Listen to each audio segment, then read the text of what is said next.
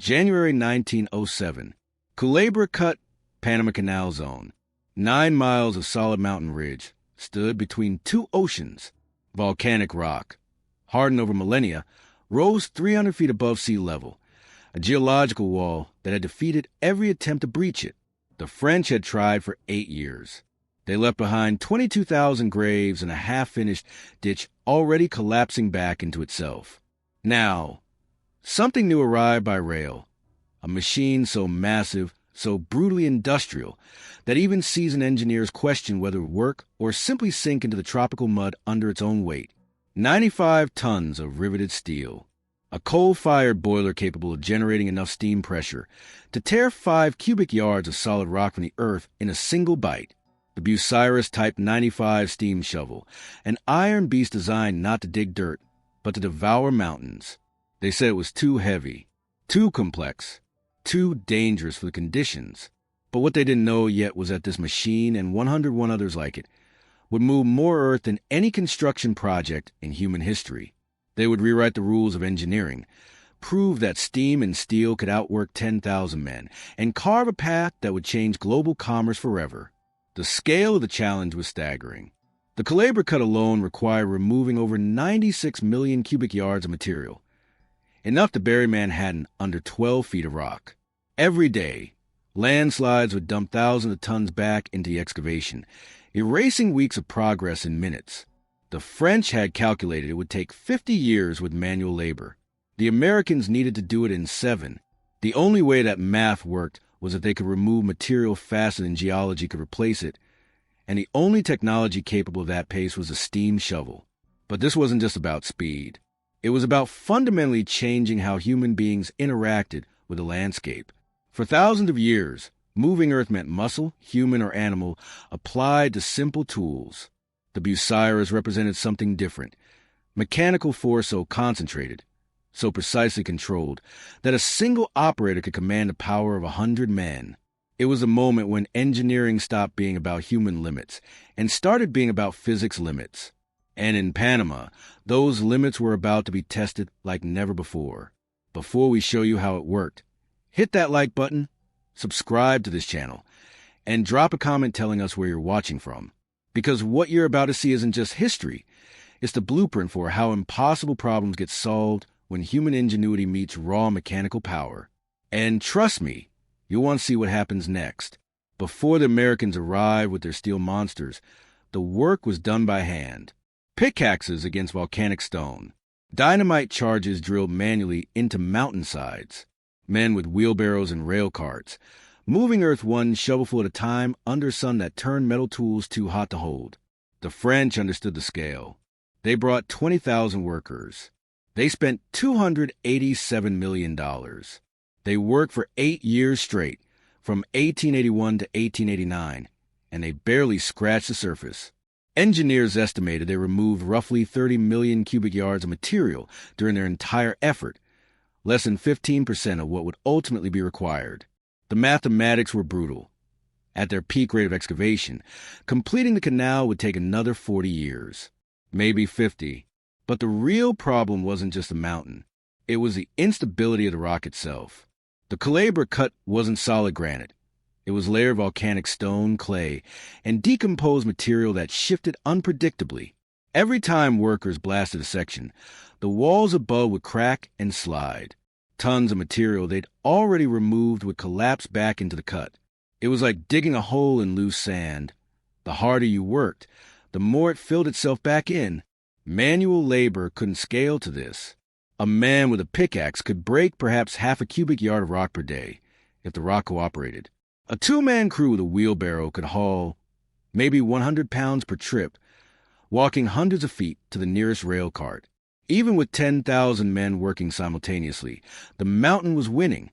The heat, the disease, and the constant landslides meant that some days they removed less material than nature put back. Animals didn't help much either. Mules and oxen could pull heavier loads than men, but the terrain was too steep, too muddy, and too unstable for them to operate efficiently. Railroads helped. The French built hundreds of miles of temporary track, but loading the rail cars was still done by hand, one shovelful at a time. It was an industrial-age logistics system trying to solve a geological problem with medieval tools. The cost in human life compounded the engineering failure. Disease, primarily yellow fever and malaria, killed workers faster than they could be replaced. Medical understanding of mosquito transmission didn't exist yet. So camps were built near stagnant water, creating perfect breeding grounds.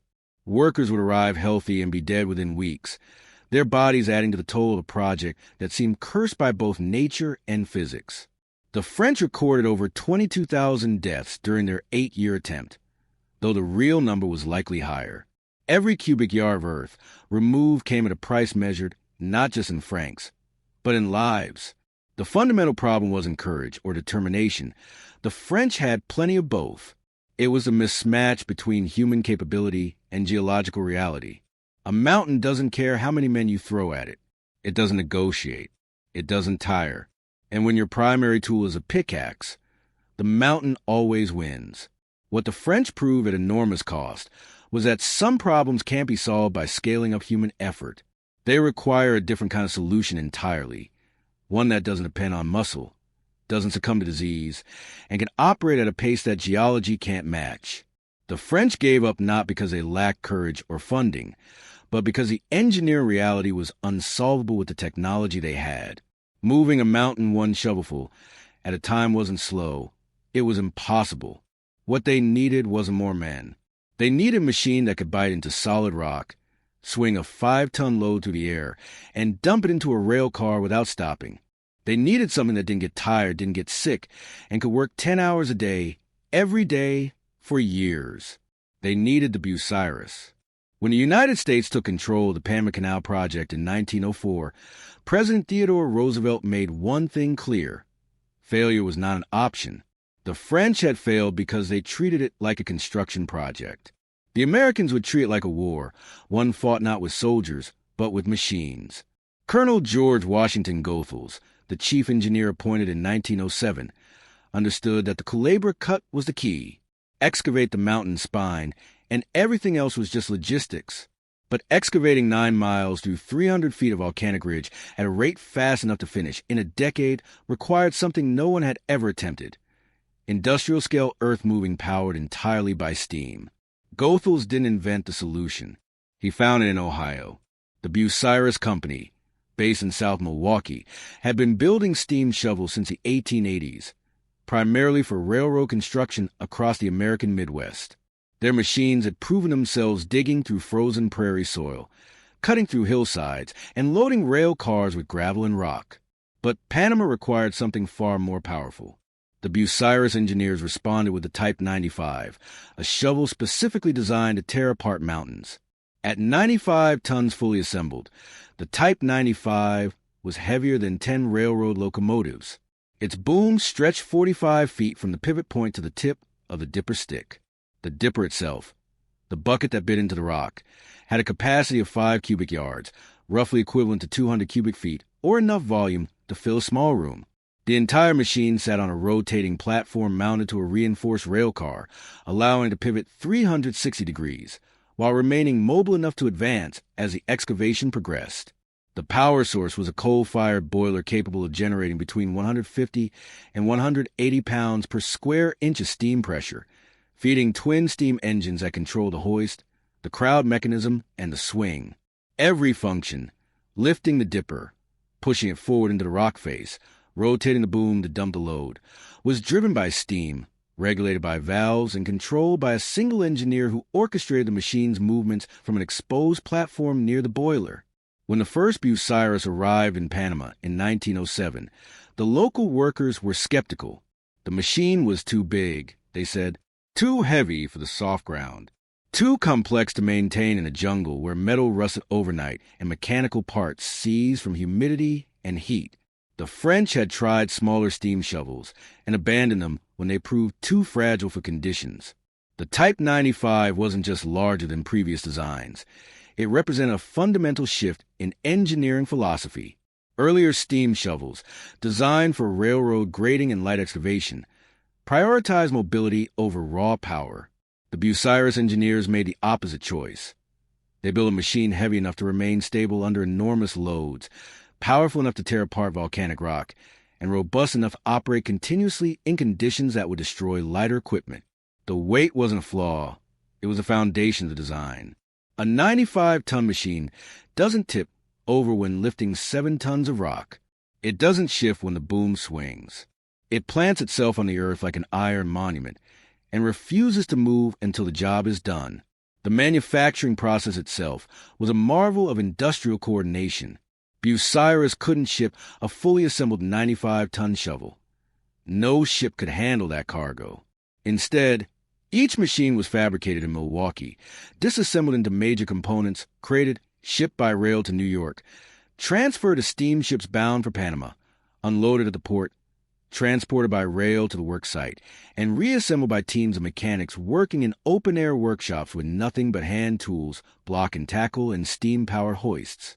The entire process, from factory floor to operational status in the Culebra Cut, took between 4 and 6 weeks per machine, and they did this 102 times. But Goethals didn't care about skepticism. He cared about tonnage, and the Bucyrus, on its first full day of operation, moved more material than 500 men could move in a week.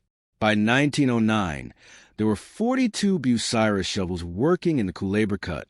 By 1913, at the peak of excavation, that number had grown to 102 machines operating simultaneously, each one biting into the mountain, swinging, dumping, and returning to bite again.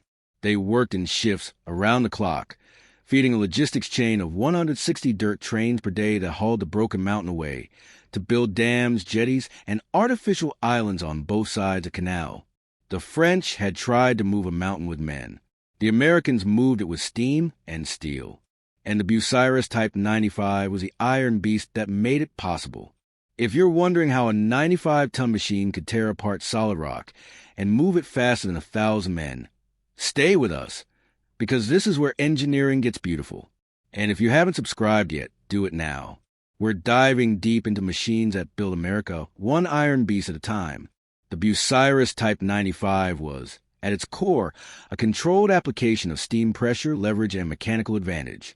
Every movement, every bite into the rock, every swing of the boom, every dump of material was a result of steam expanding inside pistons, driving chains and cables under tension, and multiplying human control into machine-scale force.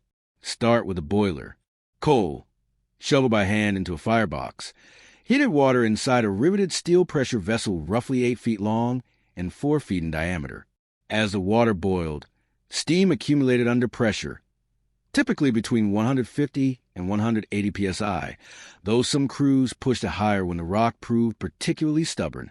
That steam was then routed through valves to twin steam engines, one controlling the hoist, the other controlling the crowd and swing mechanisms. The hoist engine lifted the dipper. Picture a steel bucket weighing over 2,000 pounds empty, connected to the end of a 45-foot boom by a system of chains and cables. When the engineer opened the hoist valve, steam drove a piston that wound cable onto a rotating drum, pulling the dipper upward with enough force to lift not just its own weight, but 5 cubic yards of rock, roughly 13,500 pounds, or nearly 7 tons, straight up into the air. The leverage of the boom, acting as a first-class lever with a pivot point near the machine's base, multiplied that lifting force while keeping the load balanced. The crowd mechanism pushed the dipper forward into the rock face. A separate steam piston extended and retracted a steel shaft connected to the dipper stick, shoving the bucket horizontally into the material with thousands of pounds of force. This wasn't gentle. It was a deliberate, violent action. The teeth on the dipper's edge, each one forged steel and sharpened like a chisel, bit into cracks, pried apart layers, and forced the rock to break along its weakest points.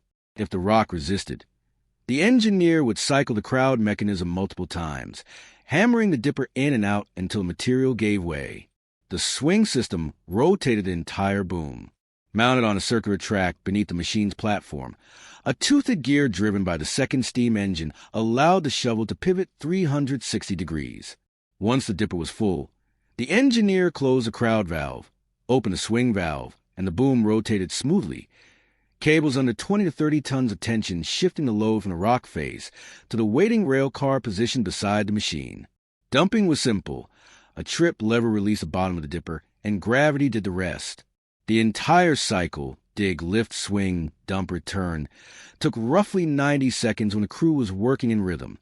That meant 40 cycles per hour, 400 cycles in a 10-hour shift, and over 2,000 cubic yards of material removed per day per machine. To put that in perspective, a single Bucyrus shovel, operating at full capacity, could excavate the equivalent of an Olympic swimming pool in about 3 days. The engineering elegance wasn't in complexity, it was in directness. Every component had a single purpose, and every purpose was achieved through the simplest possible mechanism. The hoist didn't need gears or clutches, just a drum, a cable, and steam pressure. The swing didn't require hydraulics or electric motors, just a toothed gear and a rotating platform. When something broke, it broke obviously, and the fix was usually straightforward. Replace the cable, repack the valve, tighten the bolt. This wasn't accidental. It was designed for field repair by mechanics who had no access to factories, no computerized diagnostics, no replacement parts beyond what they could fabricate on site with a forge and a lathe. But the real genius was in the integration. The Bucyrus wasn't just powerful, it was controllable. An experienced engineer could feel the machine through the levers, sensing when the dipper hit a hard layer, when a cable was approaching its load limit, when the steam pressure was dropping. The machine gave feedback through vibration, sound, and resistance. The engineer didn't operate it. He collaborated with it, using the machine's responses to adjust its technique in real time. This tactile connection between human judgment and mechanical force is what made the Bucyrus effective in conditions where rigid automation would have failed. But the machine was only as good as its mobility. The Type 95 sat on a reinforced railcar frame, riding on standard gauge tracks that were laid and relayed constantly as the excavation advanced. When the shovel had dug as far as its boom could reach, the entire machine, all 95 tons, was moved forward on the tracks, repositioned, and the digging resumed. Moving the shovel required a separate locomotive, a track crew, and precise coordination, but also meant the machine could keep pace with the advancing cut, never stopping for more than a few hours at a time. Steam pressure was everything. Too low, and the machine lost power. The dipper wouldn't bite deep enough. The hoist was strained and the swing was slow. Too high, and the risk of a boiler rupture became real. The fireman's job was to maintain that pressure within a narrow range, reading gauges, adjusting airflow, and shoveling coal at a steady rate to keep the fire hot without overloading the system. This wasn't automated. This wasn't electric. This was steam, steel, and human judgment, repeated thousands of times a day, every day for years. And it worked because the engineers who designed it understood something fundamental. You don't need complexity to solve hard problems. You need power, leverage, and a machine simple enough that a crew can keep it running in the worst conditions imaginable. The Bucyrus didn't just move mountains. It proved that the right machine, operated by skilled hands, could make the impossible inevitable. The machine was powerful, but it wasn't autonomous. Every bite, every swing, every ton of rock removed from the Calabria cut required a 5-man crew working in perfect coordination, communicating through hand signals and steam whistle codes in a noise so constant it made normal speech impossible. The engineer controlled everything. Seated on an exposed platform near the boiler, surrounded by valves, levers, and pressure gauges, he was a conductor of a mechanical orchestra. His right hand operated the hoist valve. His left controlled the crowd and swing. His eyes tracked 3 things simultaneously: the dipper's position, the rail car's placement, and the rock face's stability. A good engineer could read the rock, knowing when to push hard, when to back off, when to angle the dipper to catch a weak layer. A bad engineer either worked the machine too gently, wasting time, or pushed it too hard and snapped the cable. The fireman fed the beast. Standing beside the firebox with a coal shovel in hand, he worked in heat that regularly exceeded 120 degrees Fahrenheit. His job was to maintain steam pressure within a narrow range, too low, and the machine lost power, too high, and the boiler risked rupture. He shoveled coal in steady rhythm, adjusted the air intake, monitored the water level in the boiler glass, and listened to the sound of the fire. Experienced firemen could tell by the roar whether the fire was too hot, too cool, or burning clean. It was physical labor that never stopped for the entire 10-hour shift. The crane man worked at ground level, coordinating the machine's movements with the rail cars. When the engineer swung the boom to dump, the crane man had already positioned the next empty car on the tracks beside the shovel. As soon as the load dropped, he signaled the locomotive to pull that car forward and bring the next one into position. Timing was everything. If the cars arrived too slowly, the machine sat idle. If they came too fast, the whole system jammed. At peak efficiency, a single Bucyrus loaded one rail car every 3 to 4 minutes. The oiler kept the machine from tearing itself apart. Every chain, every gear, every pivot point on the shovel required constant lubrication.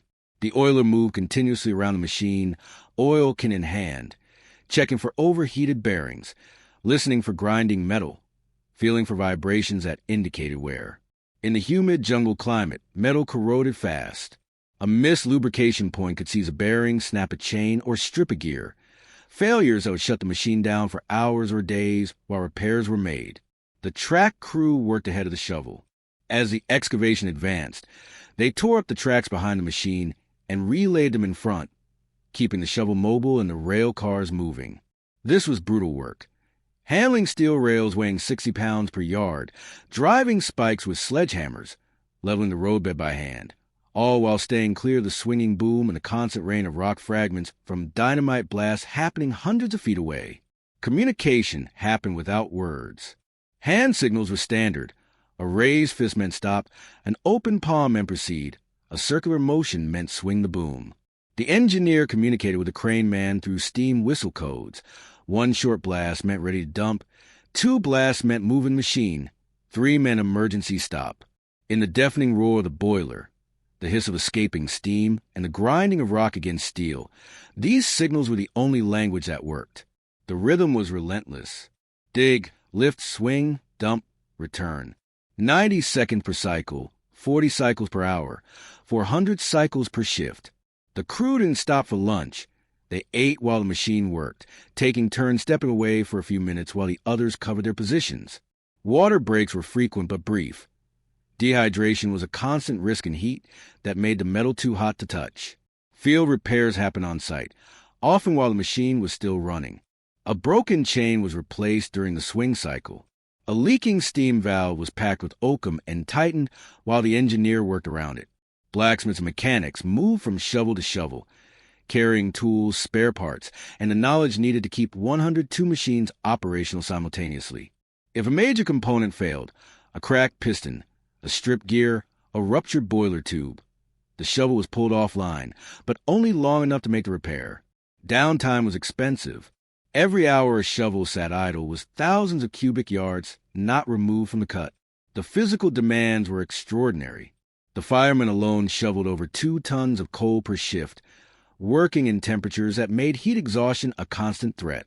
The engineer sat for 10 hours without breaks, his hands never leaving the controls, his eyes scanning constantly for signs of mechanical stress or geological instability. The crane man walked miles per day, moving between rail cars, checking couplings, signaling the locomotive, always staying alert to the swing radius of a boom that could crush him if he misjudged the timing.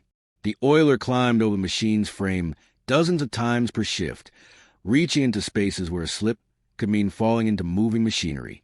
The track crew worked within feet of active blasting zones, laying rail while dynamite charges shook the ground beneath them. Yet the danger didn't come from carelessness. It came from the inherent risk of the work itself. Steam pressure, if released suddenly through a failed valve or a ruptured pipe, could scald flesh to the bone in seconds. Cables under 20 tons of tension could snap without warning, whipping through the air with enough force to cut a man in half. The rock face was unstable by nature. Material that held solid one moment could collapse the next, triggered by nothing more than the vibration of the dipper striking it. The crews understood these risks, worked around them with practiced caution, and accepted that the job demanded more than skill. It demanded constant vigilance. The Bucyrus was powerful, but it was the men who made it unstoppable. They fed it coal, adjusted its valves, positioned its loads, and kept it moving forward into the mountain. The machine multiplied their effort 1,000-fold. But without their skill, their coordination, and their willingness to work in conditions that would break most people, the iron beast was just 95 tons of dead steel. Together, they moved mountains, one bite at a time. The Culebra Cut wasn't just difficult terrain, it was geologically treacherous. The mountain ridge that separated the Atlantic from the Pacific wasn't solid granite. It was layered volcanic rock, clay beds, and decomposed material that had been unstable for millennia. Every time a Bucyrus bit into the rock face, it destabilized layers above and below. Engineers called it active geology, a polite term for a mountain that was constantly trying to kill you. Landslides were constant, not occasional. Constant. The rock would hold for days, even weeks, while the shovels dug deeper into the cut. Then, without warning, an entire section of the wall, sometimes 500,000 cubic yards of material, would let go and slide back into the excavation, burying tracks, crushing equipment, and erasing months of work in minutes. The crews learned to read the signs. Cracks appearing in the rock face overnight, water seeping from layers that had been dry the day before, the sound of grinding deep inside the mountain as layers shifted against each other. When those signs appeared, the shovels were moved back, not shut down, just repositioned out of the collapse zone. Then they waited for the slide, cleared the debris, and started digging again. The tropical climate made everything worse. Panama sits 9 degrees north of the equator, locked in perpetual humidity that corroded metal faster than it could be painted. Rain came in torrents, not gentle showers, but walls of water that turned the cut into a river and the work site into a swamp. The Bucyrus machines were designed to work in mud, but Panama tested those limits. Boilers that should have lasted years developed leaks within months. Chains rusted through despite constant oiling. Steam lines cracked from thermal stress, heating to 400 degrees Fahrenheit under the tropical sun, then cooling rapidly when rain hit the metal. The maintenance crews fought a daily battle against entropy, replacing parts as fast as the environment destroyed them. Temperature extremes added another layer of danger. The firebox on a Bucyrus, burning coal at peak output, radiated heat that turned the engineer's platform into an oven. Air temperatures regularly exceeded 100 degrees Fahrenheit, 38 degrees Celsius, but near the boiler, surface temperatures could reach 150 degrees Fahrenheit, 65 degrees Celsius, or higher. Men working on the machine wore leather gloves not for grip, but to avoid burns from touching metal that had been baking in the sun all day. Heat exhaustion was so common that water wagons followed the shovels, and crews rotated positions every few hours to prevent collapse. Yet in the early morning, before the sun rose, the temperature could drop 30 degrees, causing condensation inside the boiler and requiring careful reheating to avoid thermal shock that could crack the pressure vessel. The danger zones around a working Bucyrus were clearly defined, but only to those who understood the machine. The swing radius was obvious. Stay clear of the boom's arc, or get crushed when 95 tons of steel pivoted without warning. But there were subtler risks. The dipper, when lifted full, put enormous tension on the hoist cable. Typically 20 to 30 tons of force concentrated in a steel rope less than 2 inches in diameter. If that cable snapped, it didn't just fall, it whipped through the air like a steel serpent, cutting through anything in its path. Experienced crews gave the hoist cable a wide margin, never walking directly beneath it, never standing in line with its path if it let go. Steam leaks were another constant threat. A small leak, a pinhole in a pipe, a worn valve seal, would release superheated steam under 150 psi of pressure. That steam was invisible until it hit cooler air several feet from the source, which meant a worker could step into a steam jet without seeing it until the scalding had already begun. The sound was a warning, a high-pitched hiss that cut through even the roar of the machine. When you heard that sound, you stopped moving and located the source before taking another step. Burns from steam leaks were common enough that every work crew included men with permanent scars on their hands and arms, badges of survival for moments when they'd been too slow or too careless. Blasting coordination added another layer of complexity. The Bucyrus shovels didn't work alone. They worked in concert with drilling crews who bored holes into the rock face, packed them with dynamite, and detonated charges multiple times per day. The timing had to be precise. Clear the workers, move the shovels back, fire the charges, wait for the dust to settle, move the shovels forward, and start digging the freshly broken rock. But rock doesn't always break predictably. Sometimes charges would throw boulders hundreds of feet through the air, landing on tracks, equipment, or in areas where crews had just been working moments before. Other times, charges would fail to detonate, leaving live dynamite buried in the rock that the Bucyrus would then try to dig, a situation that required extreme caution and frequently resulted in equipment damage when the unstable explosives finally went off. The historical records, compiled from accident reports, engineering log, and oral accounts from survivors, paint a clear picture. Working in the Culebra Cut was statistically dangerous. Period reports from the Isthmian Canal Commission documented an average of 1 death per day during peak construction years, though not all were directly related to shovels. Equipment failures, landslides, blasting accidents, and simple mechanical injuries were all part of the statistical reality. The American engineers, to their credit, implemented safety protocols that reduced casualties compared to the French era, medical care, sanitation improvements, and basic safety training. But they couldn't eliminate the fundamental risk of moving 96 million cubic yards of unstable rock with 95-ton machines powered by high-pressure steam. Yet the work continued, because the alternative, giving up as the French had, was unacceptable. The men who operated those machines understood the risks, accepted them as part of the job, and developed a professional culture built around competence and mutual reliance. They watched each other's backs, called out dangers, and respected the machine's power without fearing it. The Bucyrus didn't kill randomly. It killed those who forgot what they were working with, who got careless, who stopped paying attention. Stay alert, follow the protocols, read the machine's behavior, and you went home alive. Most days. The numbers tell a story that defies imagination. A single Bucyrus Type 95, operating at full capacity, could remove between 600 and 800 cubic yards of material per 10-hour shift. That's roughly 1,200 tons of rock, the weight of 10 railroad locomotives, moved from a mountain to rail cars in a single day. Multiply that by 102 machines operating simultaneously, and the daily excavation rate reached 70,000 cubic yards during peak production periods in 1913. To put that in perspective, every 3 days, the combined fleet of Bucyrus shovels move enough material to bury a football field under 70 feet of rock. But the real transformation wasn't just speed, it was consistency. Manual labor is variable. Men get tired, they get sick, they slow down as the day wears on. A Bucyrus, properly maintained, operated at the same pace from the first hour of the shift to the last. The rhythm never changed, 90 seconds per cycle, 40 cycles per hour, 400 cycles per shift. That predictability allowed the engineers to plan with precision. They knew exactly how much material each shovel would remove per week, per month, per year. They could calculate, with reasonable accuracy, when the cut would be complete. And that predictability was what made the canal possible on the timeline the Americans had promised. The scale of the operation required a logistics network that was itself a marvel of engineering. Each Bucyrus was feeding dirt trains, specially designed locomotives pulling strings of flat cars called Lidgerwood unloaders that could dump their entire load by tipping sideways on a pivot.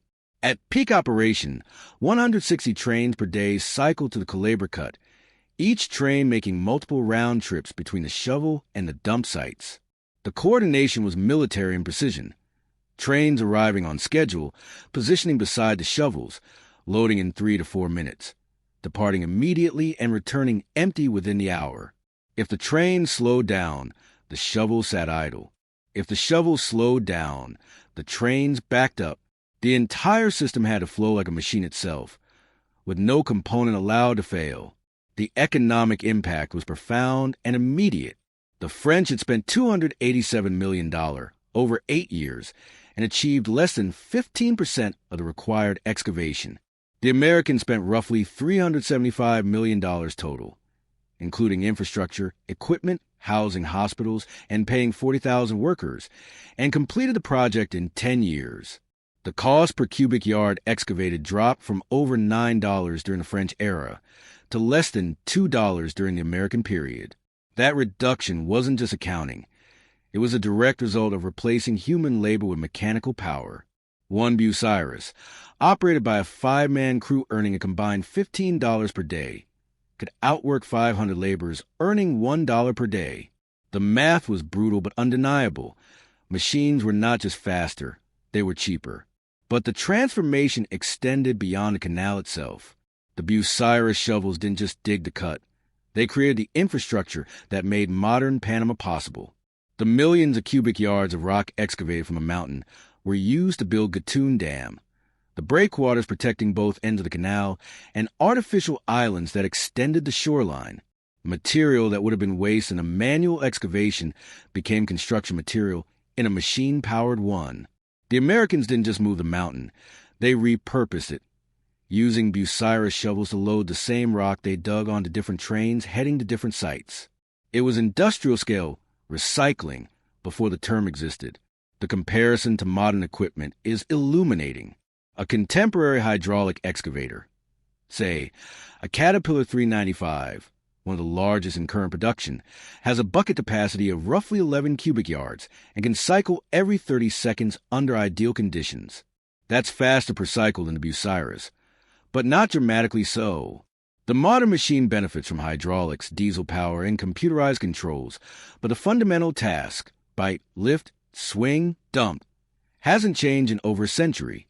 What has changed is reliability and operator comfort. A modern excavator rarely breaks down, operates in an air-conditioned cab, and requires minimal maintenance. The Bucyrus required constant attention, operated in open air under brutal conditions, and broke down frequently. But here's the remarkable thing. When it worked, it moved material at a rate that's still competitive with machines built 120 years later. The speed comparison to the French effort is stark. During their peak year of excavation, 1888, the French removed approximately 19 million cubic yards from the entire canal route, a rate that would have required 15 more years to complete the Culebra Cut alone. During the American peak year, 1913, the Bucyrus fleet removed over 37 million cubic yards from the cut, nearly double the French total, accomplished in a single year from a single 9-mile section. The Americans finished the Culebra Cut in 7 years. Using French methods, it would have taken 50. The difference was the machine. But perhaps the most profound impact was psychological. The canal project proved something that had been theoretical until then. That mechanical power, properly applied, could reshape geography itself. Mountains were no longer permanent obstacles. They were temporary inconveniences. Rivers could be redirected. Valleys could be filled. The landscape was no longer fixed. It was malleable, subject to human will backed by machine force. This wasn't arrogance. It was a fundamental shift in humanity's relationship with the natural world. And the Bucyrus Type 95, biting into volcanic rock 40 times per hour, was a tool that made that shift tangible and real. The canal opened to shipping on August 15, 1914. Within 5 years, it was handling over 2,000 ships annually, cutting 8,000 miles off the voyage from New York to San Francisco. The global shipping industry reorganized around the new route. Trade patterns shifted. Economies boomed in cities that suddenly had access to 2 oceans.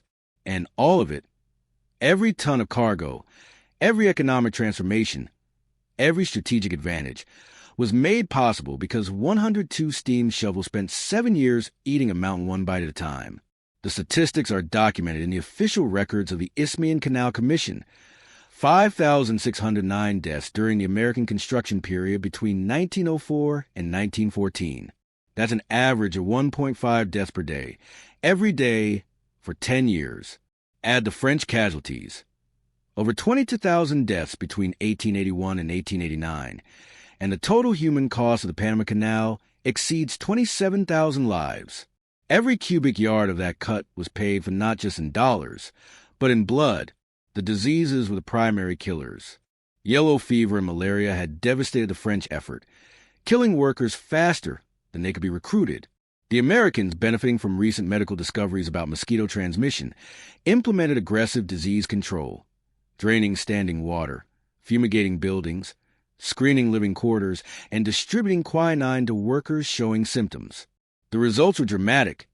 Yellow fever was virtually eliminated by 1906, and malaria deaths dropped by over 90% compared to the French era. But 90% reduction still meant hundreds of workers dying from preventable illness, their bodies buried in mass graves that stretched across the isthmus. Accidents were the other major cause of death. Landslides buried workers without warning. Steam boilers exploded. killing everyone within 50 feet of the blast. Cables snapped under tension, whipping through work crews like steel scythes. Dynamite charges detonated prematurely, or failed to detonate and then exploded when workers returned to investigate. Men fell from moving trains, were crushed between rail cars, or stepped into the path of a swinging boom and were killed instantly. The work was inherently dangerous, and no amount of caution could eliminate the risk entirely. Yet the worker culture that developed around the Bucyrus shovels was remarkably professional. The men who operated these machines weren't unskilled laborers. They were specialists. The engineers who controlled the shovels were trained in steam mechanics and often had years of experience operating similar equipment on railroad projects across the United States. The firemen understood boiler operation at an intuitive level, reading pressure gauges and fire conditions with the expertise of someone whose life depended on getting it right. The crane men and oilers were promoted from track crews after proving their competence and reliability under pressure. These weren't desperate men taking any job they could get. These were skilled workers earning premium wages because their expertise was essential. The integration of human skill and machine power created something greater than either could achieve alone. The Bucyrus provided the force, the raw mechanical power to tear rock from the earth, but the crew provided the intelligence. They read the rock face, adjusted the digging angle, sensed when the machine was being pushed too hard, and made real-time decisions that no automated system could replicate.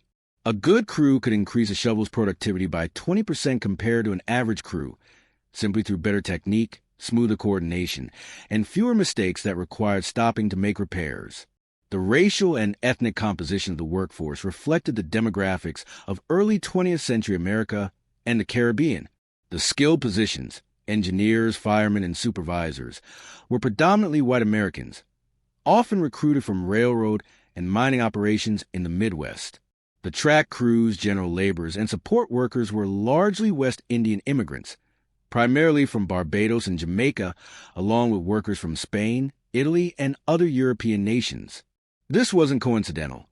It reflected the discriminatory wage system where white American workers earned in gold currency, roughly $125 per month for a shovel engineer, while West Indian workers earned in silver currency, roughly $10 per month for a track laborer. The system was unjust, exploitative, and entirely typical of its era. But regardless of their position in the hierarchy, all workers shared the same risks. A landslide didn't distinguish between the engineer in the cab and the laborer on the tracks. Steam under pressure killed anyone in its path, regardless of wage rate or skin color. The danger was democratic, even if the pay wasn't, and the workers, across all categories, developed a mutual respect born from shared risk. The engineer depended on the crane man to position the cars correctly. The crane man depended on the track crew to lay rails that wouldn't collapse under load. The track crew depended on the engineer to keep the boom clear of their work area. Survival required cooperation, and cooperation broke down some, though certainly not all, of the social barriers that existed outside the work site. The statistical reality was that working on the canal was safer than it had been for French, but still dangerous compared to industrial work in the United States. The death rate for canal workers was roughly 6 per 1,000 per year, comparable to coal mining or steel mill work during the same period, both of which were considered high-risk occupations. Modern construction standards would never accept such casualty rates, but in 1910, it was considered an acceptable cost of large-scale infrastructure projects. The workers knew the risks, accepted them as part of the job, and signed on anyway because the wages were good and the alternative was often poverty. The engineering triumph was built on this human foundation. The Bucyrus shovels worked because skilled crews operated them with competence and courage. The excavation proceeded on schedule because 40,000 workers showed up every day. Despite the danger, despite the disease, despite the knowledge that some of them wouldn't make it home. The canal was completed because human beings proved willing to pay an enormous cost, in lives, in health, in years of brutal labor, to achieve something that had never been done before. History remembers the machines. It should also remember the man. The Bucyrus Type 95 steam shovels dominated heavy excavation for roughly 2 decades after the canal's completion, but their era was already ending when the last ship passed to the cut in 1914. The technology that made them possible, coal-fired steam power, mechanical cable systems, and manual control, was being rapidly superseded by diesel engines, electric motors, and hydraulic systems that offered more power, better control, and significantly less maintenance. The transition began slowly. During the 1920s, manufacturers like Caterpillar and Marion began producing diesel-powered shovels that didn't require a fireman, didn't need constant water resupply, and could operate for days without the intensive maintenance that steam engines demanded. These machines were smaller than the Bucyrus Type 95, typically 40 to 60 tons, but their operational efficiency was superior. A diesel shovel could run 12-hour shifts without stopping to rebuild a fire or clean the boiler tubes. It started instantly without the hours of preheating required for steam, and it burned fuel that was cleaner, more energy-dense, and easier to transport than coal. By the 1930s, the advantages of diesel and electric power were undeniable. Electric shovels, drawing power from overhead lines or onboard generators, eliminated fuel handling entirely and provided even more precise control than steam. Hydraulic systems, still in their early development but improving rapidly, promised to replace cables and chains with fluid-powered cylinders that were lighter, more reliable, and capable of greater force. The Bucyrus Company itself recognized the shift. By 1935, they had stopped manufacturing steam shovels entirely and retooled their factories to produce electric and diesel models. The Type 95 shovels that had carved the Panama Canal were retired gradually. Some were sold to mining companies and continued working in copper pits and coal fields until 1940s, their boilers rebuilt, their components salvaged and repaired until finally the cost of keeping them running exceeded their productivity. Others were simply abandoned in place, left to rust where they stood when the project they were working on was completed or canceled. A few, very few, were preserved. What remains today is fragmentary. The Smithsonian Institution has a Bucyrus steam shovel on display, not Type 95, but a smaller model from the same era, restored and mounted indoors where humidity can't reach it. Several museums across the United States have preserved steam shovels in various states of completeness, some operational, most not. In Panama itself, there are no complete Bucyrus Type 95 shovels left. The machines were too valuable as scrap metal, and after the canal opened, most were cut apart and sold for their steel. What little remains are fragments, a rusted boom section in an overgrown field, a boiler shell half buried in jungle vegetation, a few photographs in the Panama Canal Museum showing the machines in their prime. But the technological lineage is clear and direct.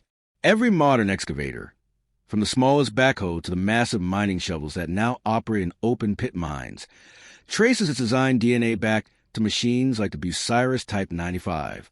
The fundamental architecture is unchanged: a rotating platform, a boom with a digging implement at the end, and a power system that converts energy into mechanical force. What's changed is the power source, the control systems and the materials, but the underlying logic, bite, lift, swing, dump, remains identical to what was in 1907. The forgotten wisdom isn't in the specific technology. Steam power is obsolete, and rightfully so. The wisdom is in the engineering philosophy that created the Bucyrus. The designers understood that complexity is the enemy of reliability, especially in harsh environments. They built machines that were simple enough to repair with hand tools, robust enough to survive abuse, and powerful enough to do work that seemed impossible. They prioritized function over comfort, durability over efficiency, and practical field performance over theoretical design elegance. These weren't the most advanced machines of their era. They were the most effective. Modern engineering has largely abandoned that philosophy. Contemporary machines are marvels of optimization. Lighter, faster, more efficient, more comfortable, and far more complex. They perform better under ideal conditions. But when conditions aren't ideal, when electronics fail, when computers glitch, when hydraulic seals rupture, they often become inoperable until specialized technicians with specialized tools can make repairs. A Bucyrus could be fixed by a blacksmith with a forge. A modern excavator requires a laptop, diagnostic software, and replacement parts shipped from the factory. There's no going back, of course. Steam power is obsolete for good reasons, and the workers who operated those machines paid a physical price that no modern worker should have to pay. But there's something worth remembering in the simple fact that 102 machines, built over a century ago with relatively primitive technology, accomplished one of the most ambitious engineering projects in human history. They worked because they were designed to work under the worst conditions imaginable, operated by skilled crews who understood them intimately, and maintained by mechanics who could improvise solutions when replacement parts didn't exist. The cost of progress is always paid by someone. In the Panama Canal, it was paid by 27,000 workers who died digging the cut, by the engineers and operators who spent years of their lives breathing coal smoke and rock dust, and by the countless others whose health was permanently damaged by disease, accidents, and brutal labor. The Bucyrus steam shovels made the work faster and safer than manual excavation, but safer is relative. The machines didn't eliminate the danger. They just concentrated it, created it in new forms, and required different kinds of courage to face it. The canal stands today as proof that impossible problems can be solved if you're willing to pay the price. The Bucyrus Type 95 stand in history as proof that the right tool in skilled hands can move mountains. And the men who operated those machines deserve to be remembered not as anonymous laborers or statistics in an accident report, but as the professionals they were, specialists who mastered one of the most powerful and dangerous technologies of their era and used it to reshape the world. If you want to see more stories about the iron beasts that built America, the machines, the men, and the impossible project they completed together, subscribe to this channel. Drop a comment with your favorite piece of heavy machinery from history.